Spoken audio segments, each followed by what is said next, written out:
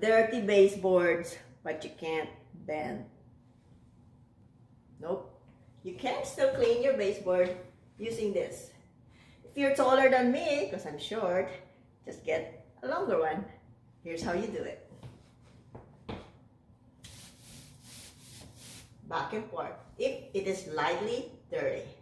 If the baseboard is very dirty, I'll show you how to clean it. Dirtier baseboards. How to clean it without bending. Use your vacuum. The best tool to clean the baseboards when it comes to a dirty one is this.